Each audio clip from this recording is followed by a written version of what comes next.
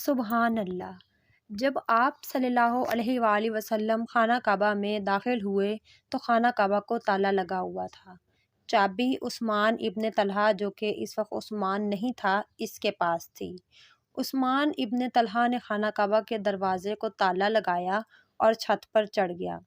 جب حضرت محمد نے چابی مانگی تو لوگوں نے بتایا کہ وہ عثمان ابن طلحہ کے پاس ہے، اور جب لوگوں نے اس کو ڈھونڈا تو وہ خانہ کعبہ کی چھت پر ملے۔ جب ان سے حضرت علی نے چابی مانگی تو انہوں نے جواب دیا کہ اگر میں یہ یقین رکھتا کہ محمد اللہ کے رسول ہیں تو میں کعبہ کو پہلے ہی کھول دیتا۔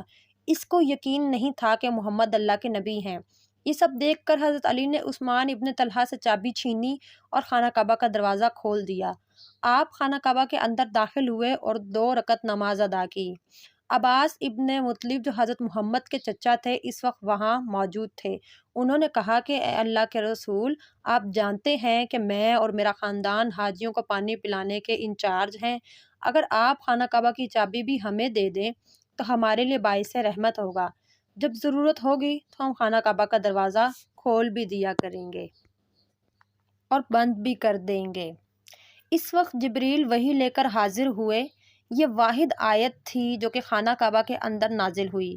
جبریل نے فرمایا کہ اللہ آپ کو حکم دیتا ہے کہ امانتوں کو ان کی طرف لوٹا دو جن سے وہ تعلق رکھتی ہیں، یعنی خانہ کعبہ کی چابی عثمان ابن طلحہ کو لوٹا دیں۔ یہ سن کر آپ نے حضرت علی سے کہا کہ فوراً یہ چابی عثمان ابن طلحہ کو لوٹا دو اور نامناسب رویہ اختیار کرنے کی معافی مانگو۔ حضرت علی عثمان ابن طلحہ کے پاس گئے، انہیں چابی دی اور اپنے رویے کی معافی مانگی۔ حضرت جبریل دوبارہ تشریف لائے اور اس دفعہ کسی آیت کی وحی کے لیے نہیں بلکہ محمد کو ہدایت دینے کے لیے آئے تھے۔ کہا اٹھو اور عثمان ابن طلحہ سے کہہ دو کہ خانہ کعبہ کی چابی اب قیامت تک ان کے اور ان کے خاندان والوں کے پاس رہے گی۔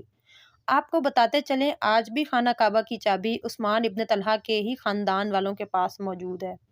سعودی عرب جائیں تو دیکھیں گے کہ اس صحابی کی فیملی کو پولیس پروٹوکول حاصل ہے اور گورنمنٹ کی طرف سے سیکیورٹی بھی۔